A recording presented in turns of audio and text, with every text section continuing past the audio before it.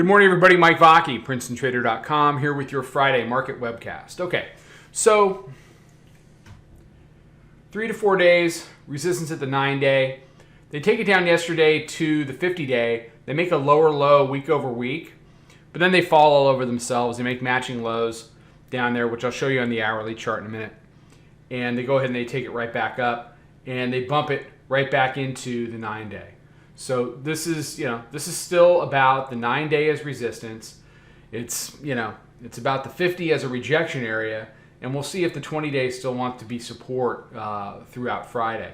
So like I said, hourly chart, and on the hourly chart, you still have a series of lower highs and lower lows that they've just kind of popped back into the 9-day, back into weekly pivot. We'll see what this reaction is. If the hourly midband wants to hold here and just kind of flag back into it, if it makes a higher high, you're going to get 30s today.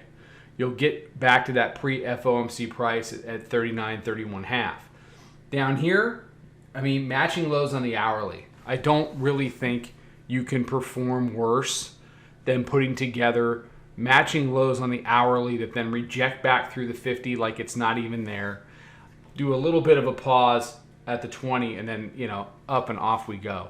So there were some pretty whippy, choppy, indecisive moments yesterday during the regular session, but that's understandable considering the big inflection points that price has been dealing with all week long.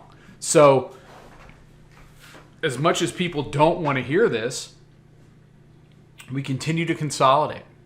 We continue to consolidate both on the hourly chart, and with the exception of a couple moves here and there on the daily chart, we're figuring out what the next leg of this tape is going to look like.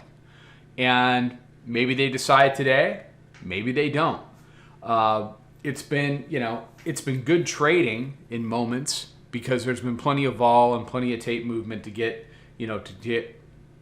plenty of work done.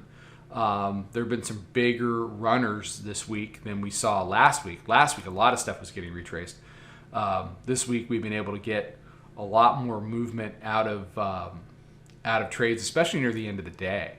So Monday through Thursday, the trades that we've taken into the close have all turned into trades that we hold through Globex, and either take profits on. Like last night, we took a 20 handle runner. I put a 20 handle stop on it, which I'm regretting a little bit, but not much. And because then it ran up to 21. But Monday, Tuesday, Wednesday were all shorts that held into Globex and had continued downward pressure. So the tape's moving, it's just retracing after it does that. So when it's done consolidating, there's nothing particularly interesting happening with the bandwidth here. It's sitting at around 5. So you zoom this out a little bit, and you just see it's a continuation of this steady bleed that we've seen since a year ago. Really low grade bleed with a couple of exceptions here, here, here, and here. This is trying to be the next one. What I would argue is it has an excellent opportunity to be the next one if the bears can convert the 50 and get down into the lower level. If not, then you're going to see the 20 hold. Eventually you'll see the 9-day give it up, and it'll be another slow bleed up to a higher high. All right. Everybody have a fantastic day. Have a fantastic weekend. Be safe. Be healthy. Take care. Trade them well. I'll catch everybody Monday morning.